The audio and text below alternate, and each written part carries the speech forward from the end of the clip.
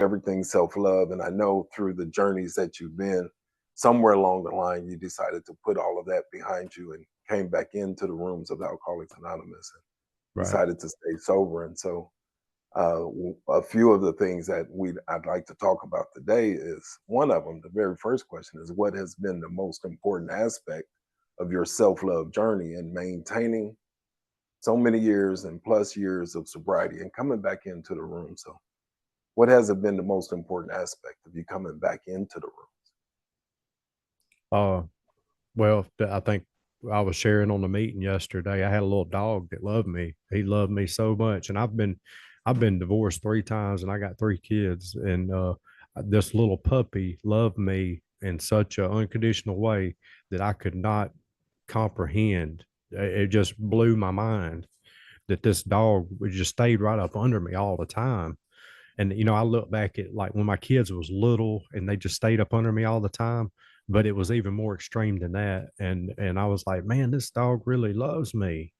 I mean, he just stayed right up under me all the time. And it got to the point to where I was like, I would fire up a cigarette and the dog would walk off and I'd be like, crap, Jonathan, you don't really want that cigarette that bad. And I'd put it out.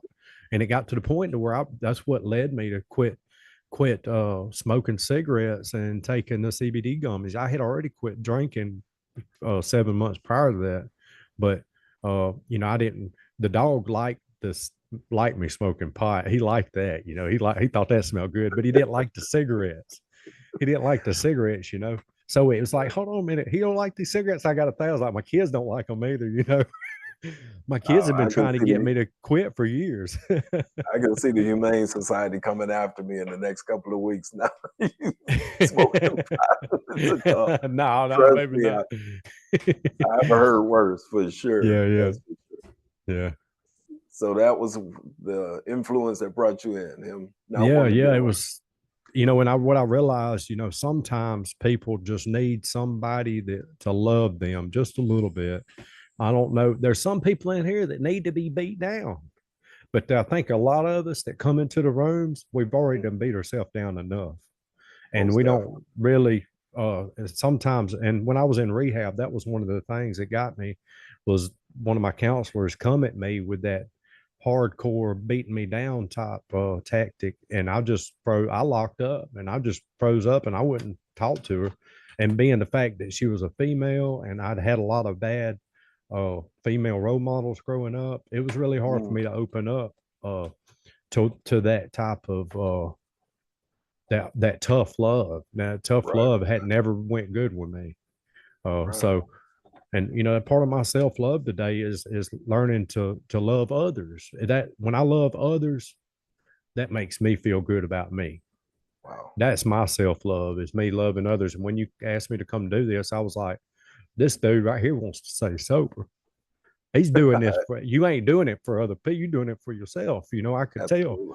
you're trying to stay Absolutely. busy. And I was like, man, I got to get in on that. Yeah. And help this dude out. Yeah. I often say keeping one hand in the hand of the newcomer and one hand in the hand of AA will save the day any day of the week. So that's great. Mm-hmm. Second question is, how has your recovery journey influenced your understanding and practice of self-love? Hmm. Well, there again, it goes back to service work, doing service work for others. I mean, everything, all my self love is pretty much service work. I got a son that's 18 years old and he lives in Tennessee, and I've only seen him about 5 times since he was a year old. Uh, Wow. and 17 years, I've only seen him about 5 times. Because they wanted to keep me out of his life because of all of those things I told you earlier. Hmm. My background. I was an awful, horrible person for many years, and they thought they was doing him a favor by him not being in my life. And now I just pray that by being in the program and helping others, that maybe somebody else will go help my son. You know, I really feel like that's how this thing works. I'm, you might not be able to help your son, but I might be able to help him. You know, Absolutely. and I've seen it happen before. People, I couldn't help my sisters. Both my sisters are dead now. I couldn't help Mhm. my sisters, but there was other people that came into their life that was able to help them for short periods of time. And I can't beat myself up because I couldn't do it. That's just the way it is with family, you know? Absolutely. Yeah, One alcoholic helping another. My story will save one other individual. I just got to go to enough meetings to find that individual. So I that's right. continue to spread my story and continue to share my experience, strength, and hope with you. So my condolences to your losses, and Yeah. man, just stay on this journey for sure. Third question is, what strategies or tools have you found most effective in navigating life's challenges while staying sober? Well, it goes back to service work again. Service work, the best way to get me out of myself is to get in somebody else's self. What's going on Absolutely. with you? It got to the point to where I was always had my head so far up my butt, all I could smell was my own crap. Yeah. I mean, that's just I hate to be so so ugly about it, but that's just the fact of it. As long as I'm looking at myself, it's going to stink and it's going to be awful. But it got to a point to where, uh, I got I realized I was like, man, we all got a screwed up something situation in our life. All of Mhm. us has got a story to tell, and all of us have a struggle. I haven't met a person yet that that don't have a struggle, whether they're willing to admit it or not. I mean, you can see it in their eyes. You can see it in their eyes when people are struggling with stuff, and a lot of people won't even look you in your eyes because they trying to hide that struggle that they fighting, you know. Absolutely. And it got to the point where people would always I've always been a pretty honest person. After I got in a program, I remember going to my probation officer one day and he asked me how I was doing. I was like, well, I'm doing pretty good. I had just had this honest Mhm. revelation to where I was honest about everything. I was like, yeah, I'm doing all right now. I relapsed a few weeks or a couple months ago, but I'm doing bad now. And he was like, he couldn't believe I had just told him that I had relapsed, and here it is. I got 15 years of federal penitentiary hanging over my head, but I was just being honest. I knew that he would appreciate me telling him the truth, and for me to come Right. in there and just put on this big show, people see right through it. I've never been a good liar, Abs- I know there are some people out there that can tell some, but I've never been that good one. So, uh, Absolutely. I was really good when I came through. I could lie and manipulate anything I needed to yeah, get what I wanted. So, yeah. next one is, how has your perspective on living life on life's terms evolved throughout your journey? uh Living life on life's terms, evolving. When I first came into the program, uh I was I was real sure that I wasn't ever going to drink again. I was Yeah. real sure. And of course, after 4 years I relapsed and then tried to kill myself, and then I got back sober again, but I never come into the program. And I was real scared about coming to the program because I had finally found my higher power. And I was scared that one of y'all was going to tell me something that was going to mess it up, was going to Right. mess up my marbles some kind of way. And then I would get lost again. I was like, man, I found what was working for me. And I wouldn't talk to anybody about God because I was scared somebody's going to be like, that's not how God is. See, and show me something that would discourage me. So this time coming back into the program, I don't know. It's kind of like I'm really there's a part of me that knows that if I work this program, I never have to drink again. But Well, there's another let part of me me, go ahead. Go ahead. yeah, there's another part of me that is scared to death that I might pick up. So it forces me to get out of myself and do things I normally wouldn't do because thinking's what got me here. So I can't think myself out of this thing, you know? Yeah. I often say my best thinking got me here. I got three college Yeah. degrees and two ex-wives that earned me a position right here in this Yeah. room. I want to go back to your 4 years that you had. Were you actually working the 12 steps of Alcoholics Anonymous in the program, practicing it on a daily basis? Yeah. Yeah. But just getting married, having a kid on the way, man, it's a big stress. And then when my wife, I mean, everything was going good. everything was going great. And then she got hooked on the morphine Mm. when she had the C-section, and she dipped out and took my son. I couldn't handle it. And people was trying to tell me, oh, just keep coming back. It'll get better. Wow. You'll find another wife and another kid. That the stuff they was telling me was like the worst thing you could tell somebody that had just lost a wife and their kid.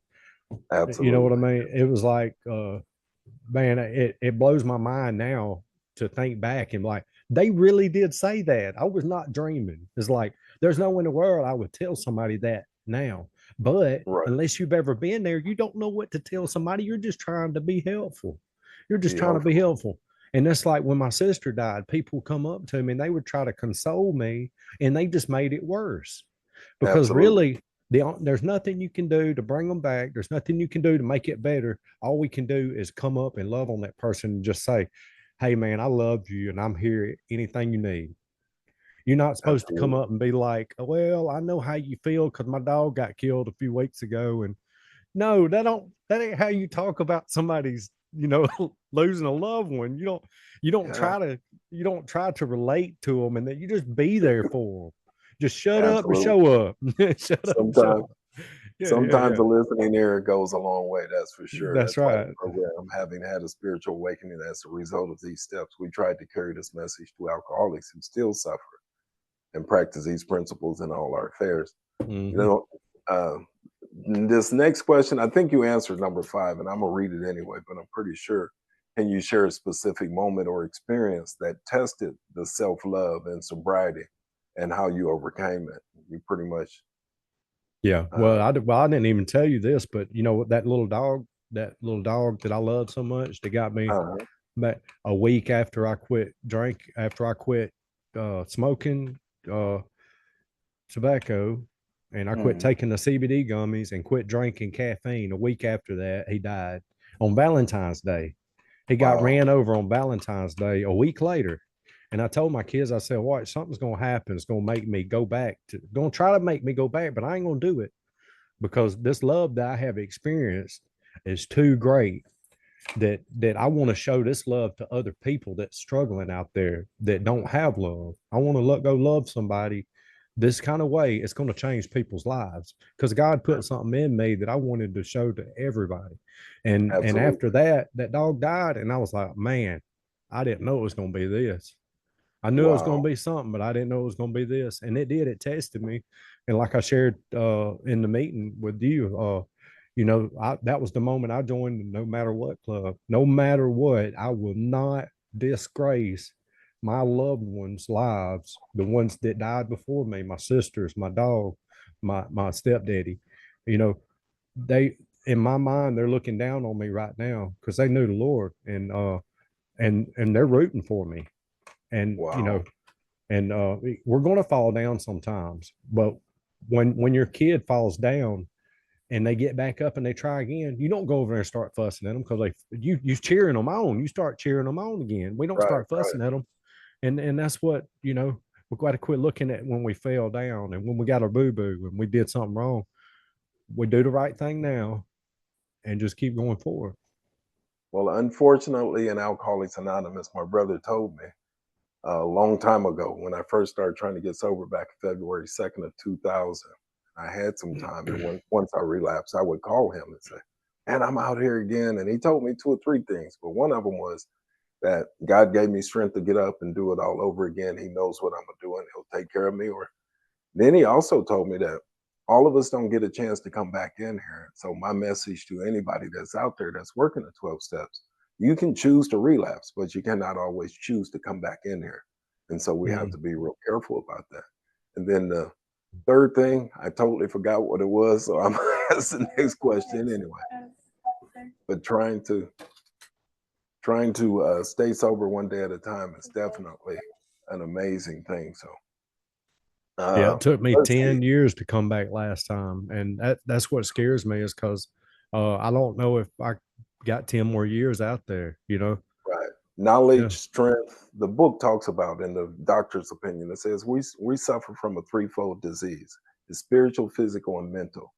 Once I remove the alcohol, I still have to fix the spiritual and the mental malady that's going on in my life. And as I progress through the 12 steps of Alcoholics Anonymous, I get a closer walk with a spiritual, a higher power, a power that relieves me from the seemingly hopeless state of mind and body, because men and women essentially drink because they like the effects caused by alcohol.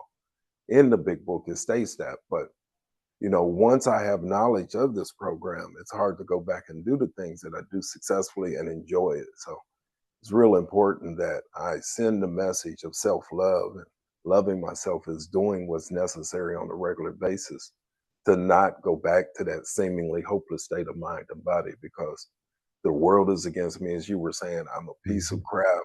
I feel bad. I've done all of this stuff, and you're not going to allow that stuff to take you back out. And the program Mhm. relieves a lot of that stuff. So I appreciate you Yeah. sharing that with us. Let's see. Not sure if this applies, but we can talk about it anyway. In what ways has your childhood trauma, if any, played a role in your recovery and self love journey? Oh yeah, we could go a whole nother hour on that topic there. I'll Well, just skim over. Yeah. don't let me open the old wounds or anything. Yeah, Just no. briefly It'll talk about self love and trauma. yeah. I'll try to make it short. I know me and my stepmama had a really hard time growing up. My mother left me at the babysitter when I was 3 years old. Me and my brother and my sister, and we all got split up and went different places. And my stepmother was my mama until she had her own kid, and then she was my evil stepmom. And she told me if I was her kid, then she'd do this and that and this and that, and call me awful names, and treated me pretty bad, abused me and whatnot. So I ended up moving in with my mother, but when she came back into the picture, like I guess 7 years later, she showed back up. And uh, when I was 13, I moved in with her, and then she'd pretty much let me do whatever I wanted to. So then I just was just like balls to a wall, and it got really bad. So all of that, over the years, and they would give me drugs and alcohol for like Christmas and birthdays and stuff, pot and beer, and that's how I really got into all of that, the pot anyway. And Yeah, so, yeah, that I did struggle with that for a long time, because I was like, well, look, they did it. They do it too. I can do it like them, and I can have a house and a car and yeah, this and that. But I could never figured out how other people could keep a job and be able to pay bills and then be able to party and all that stuff at the same time. I never could do it. And right. so yeah, I struggled with that. And then plus I struggle with, how could they do that to me? And especially after I had my own kids, and even still today, I'm like, I cannot fathom, given I got a 14-year-old and a 16-year-old that's here with me now, full-time single dad and mom. And I could not fathom giving them a cigarette or Mm, some pot or alcohol or any of that stuff. I could yes, not. It just blows my mind. I'm like, wow. And yeah, I that's don't know truly how to the be a gate. husband. Yeah. I Right, never that's knew how truly to the be a gateway. parent. That's Yeah. truly the gateway that brought me into this program and proceeded and aided my addiction and alcoholism. I Yeah. often shared that I was inappropriately touched at an early age, and that feeling was so Yeah. Me elusive. too. I Yeah. thought it was love, and the trauma. It took me up till about a couple of years ago, journaling and praying and meditating on a daily basis, and coming into these rooms where I found out that trauma didn't make me an alcoholic, but it created so many coping mechanisms and things that Yeah. I had would get me eventually into this program. And I am Yeah. grateful. The book talks about we will not regret the past nor wish to shut the door on it. So that's one Yeah. of the things that led to this podcast and this program right now. So I appreciate you sharing that with us. You know, And just go ahead.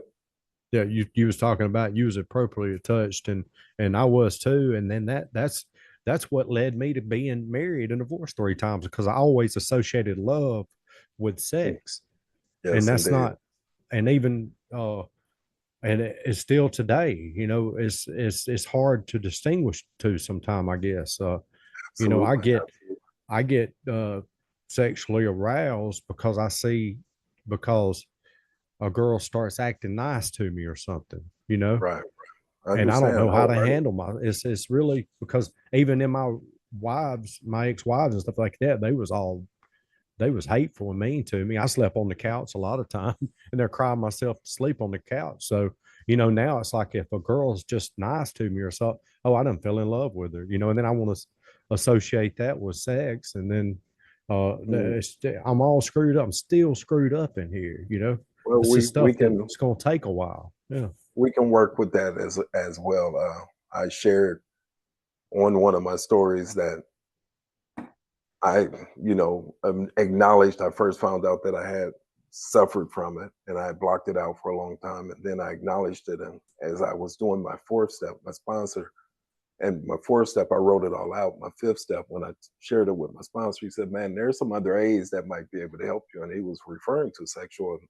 sexual anonymous. And so during that, I found a program which I'll definitely put a link to it down in here. It was a Ayanna's Van Zant Swift program, spiritual warrior and training. Not saying that that cured it, but it created a daily practice of me journaling, praying, and meditating. And I finally got in touch with that inner child and that one that was abused and which caused the trauma. And so I Yeah. developed also along with this program, I have a book, an ebook, which I'll be more than happy to share with you. It's called Four Yeah. Powerful Strategies to Heal from Trauma. And it's a step-by-step guide that I use to maneuver and to identify, discover, discard, and deal with childhood trauma on a daily basis. So uh, I'll put a link. It's called members.youloveyoullc.com. But I'll definitely share that just for you coming onto the program and Yeah. exposing yourself to that. I Yeah. appreciate you. And journaling and prayer and meditation is a key part of my life. And I'll share a little bit more about that in a few. Next question is, how do you prioritize self care and self love in your daily life as someone in long term recovery? Mm. I try to I try not to give myself any spare time. I got to plan my day out. Starting out in the morning, I plan my day out.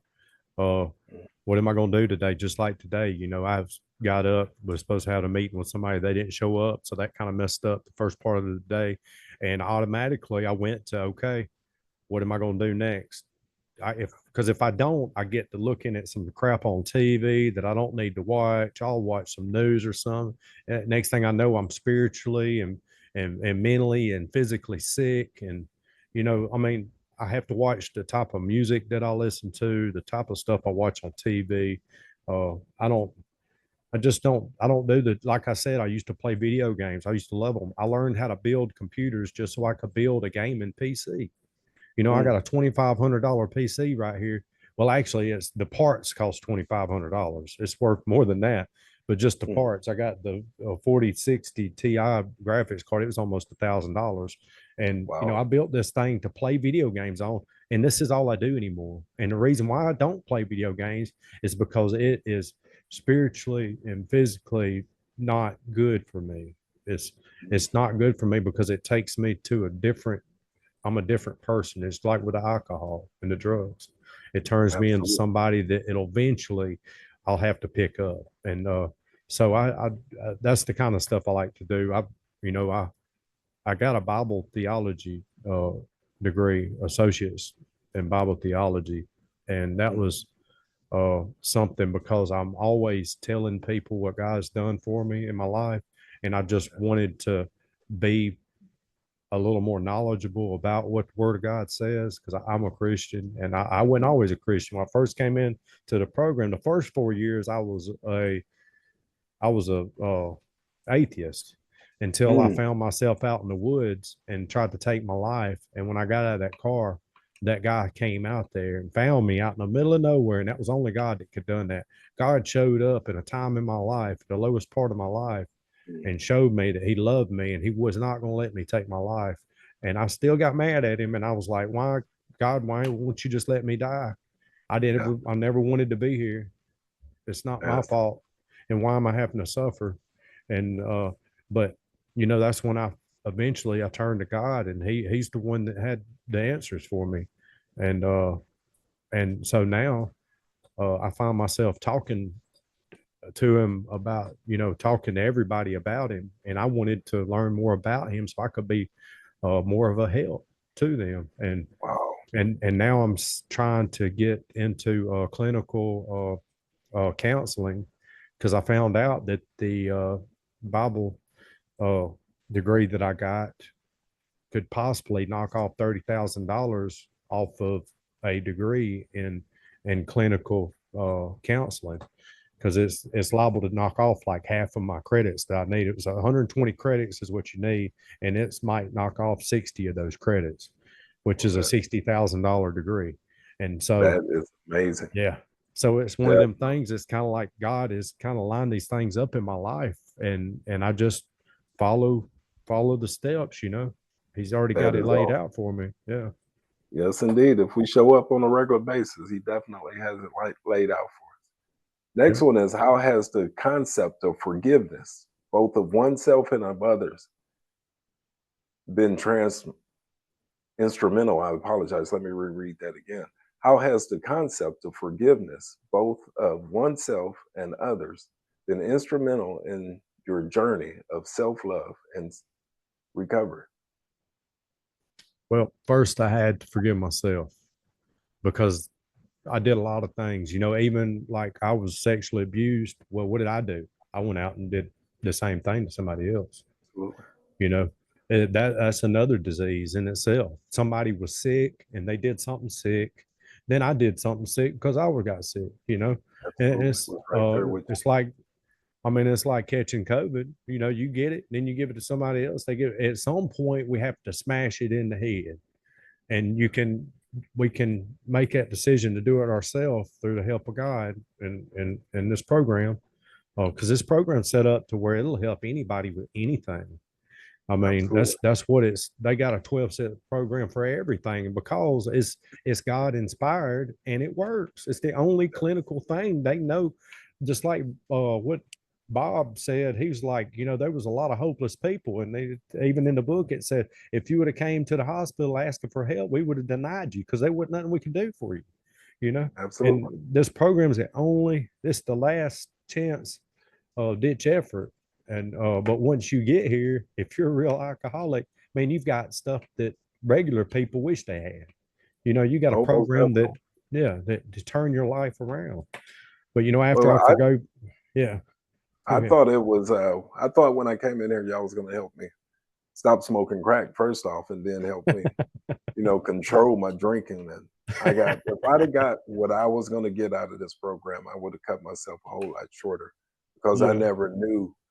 I never identified and went through the steps to at least acknowledge. And so that's why I talk about all the time about acknowledging first that I had the issue and then acknowledging and discovering and then discarding. So once I discovered it, it was up to me to find the mechanisms that I used to use to cope with the childhood trauma and the emotional imbalance and the sexual addiction and all of those things. I had to find a way to take those instruments and those things, coping mechanisms, and turn them into a positive. I could start using them different ways to deal with life on life terms, and working the 12 steps of Alcoholics Anonymous and admitting that my life was unmanageable, finding out that I needed you people to fix me, and finding a power, doing an inventory, sharing it with God and another individual, asking to be relieved of my character defects, and then making amends to each and everybody, or at least asking for forgiveness. And I'm sorry goes no longer in my life. It's just, hey, man, I apologize. I messed up. How can I make it right? And then doing the maintenance steps 10, 11, and 12. And what we're talking about is the 12 steps of Alcoholics Anonymous. In a big book of Alcoholics Anonymous, there's several steps that we go through, and there's a guarantee if I work all 12 of these steps that I will have a spiritual awakening. I will be able to help others. And it's up to me to carry the message back to the alcoholic that still suffers in and out of these rooms. So I appreciate you sharing all of that. The very last question I have for you is, what does this phrase, you love you, mean to you in the context of your sobriety and self-love journey? So what does you love you look like, and what does it mean to you today? Well, it means a lot of stuff. It means that I try to take care of myself physically. Uh, I eat better today. I eat more healthy stuff. Like I said, I quit with the cigarettes. I mean, cigarettes ain't going, you know, it ain't gonna make me go back out and drink. Maybe I don't know. Actually, that was one of them things that just made me feel like a failure. And, Mm, I'm defeated by this. This has me defeated. I have to have this, and in my relationship with God, anything that I have to have above Him, that's a God. That's an idol. I mean, it's just that simple. It's idol, and my God says, "Have no other idols before me." And absolutely. so anything that I place before him, I've got the order mixed up. If I'm in a relationship, he's got to come first. He's got to come before my kids. He's got to come even before my own health. He's got to come before everything. But I started taking care of myself, and of course, I get my hair cut. Used to I wouldn't get my hair cut. I wouldn't shave or nothing. I didn't care what I looked like. I was like, if somebody's around me for what I look like, screw them. But Right. now I see it in a whole different other light. I do this because it's good for me. It's good. It's good for my body to regularly take a bath and keep. I mean, keeping my hair cut. It might not. I'm not going to get sick from that. But eating healthy, exercising. These are good. These are things that's going to help me to live longer. Going to live a happier life, healthier life. And if I brush my teeth, I'll have them longer. I'll be able to eat better with them. So just simple hygiene and I didn't do that before. Back when I was using this stuff, I didn't do none of that stuff. I didn't even have a toothbrush. You know what I mean? You take a bath when you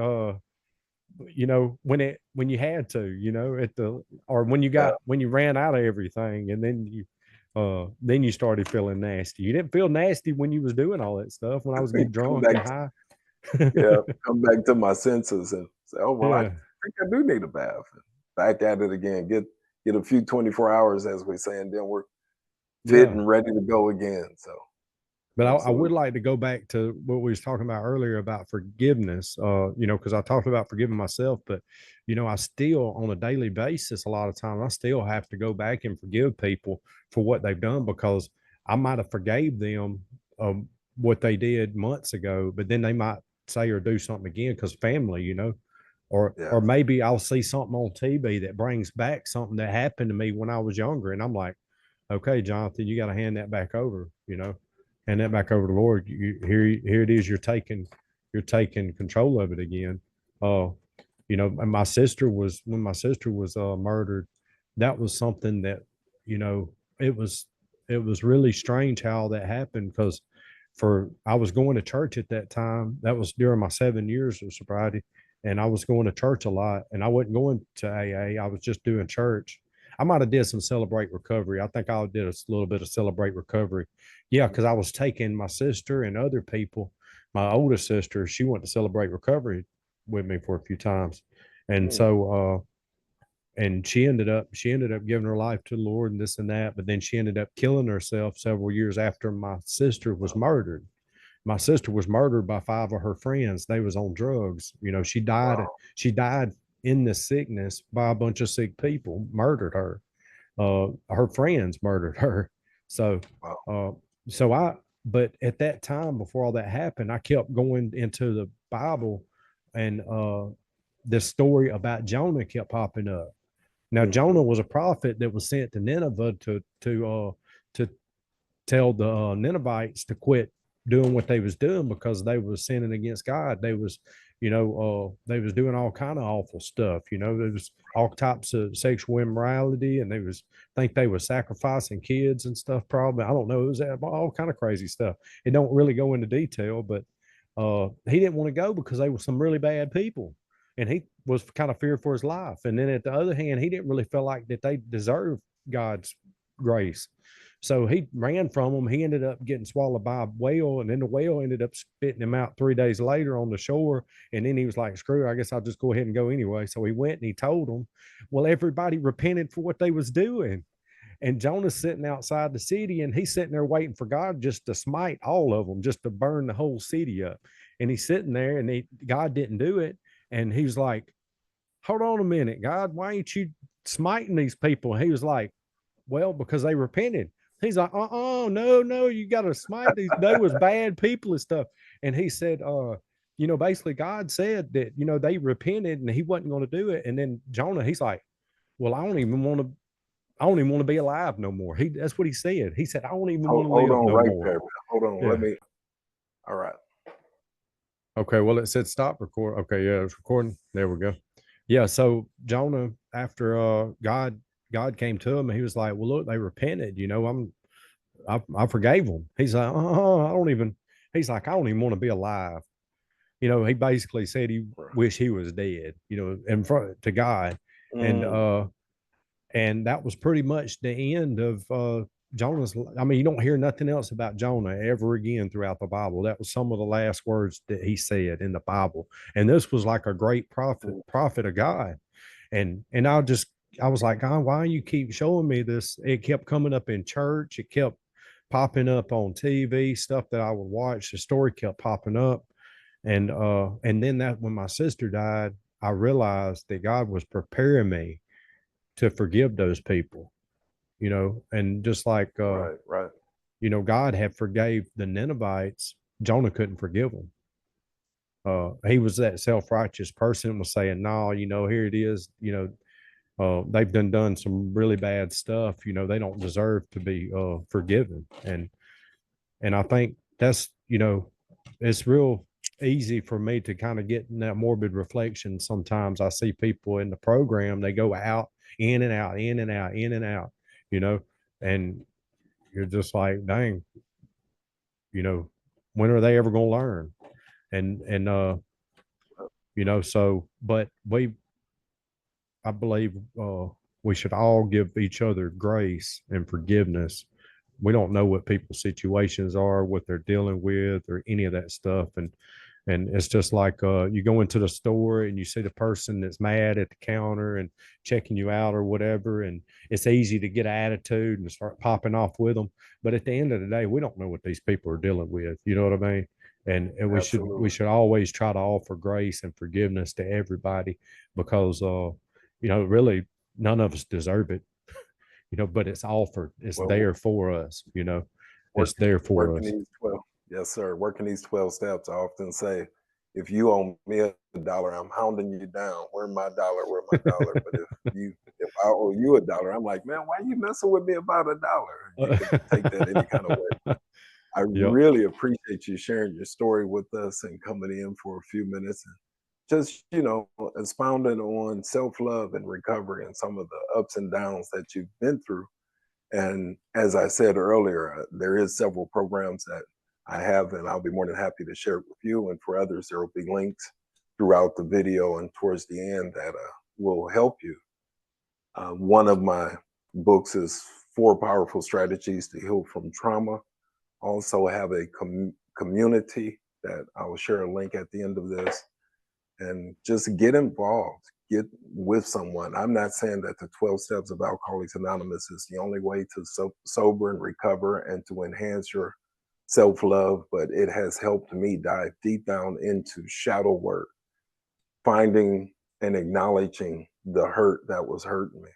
And it's Mhm. up to me on how long that hurt continues to hurt me. I have to acknowledge the hurt, but it's up to me to find ways to eliminate that. And until I do, I'll continue to drink, drug, and sexual addictions and gambling addictions and all of the things that we normally do. So, in closing, is there any last minute uh, message that you like to give? Uh, Other than I'm just grateful for you calling me on here, and just I feel like it's another opportunity to maybe that the Lord can maybe speak through me to somebody else. Speak just like He speaking through you to me. And I'm 100% with you. That until we uh, heal from these past hurts, you know we can't move on. And it's like, God put us two eyes in front of our head, there's none in the back of our head, for a good reason, because He don't want us looking back. And the windshield is way bigger than that rear view mirror. We was Absolutely. not designed to be looking back. We should be looking forward, but at the same time We look forward in today. What can I do right now?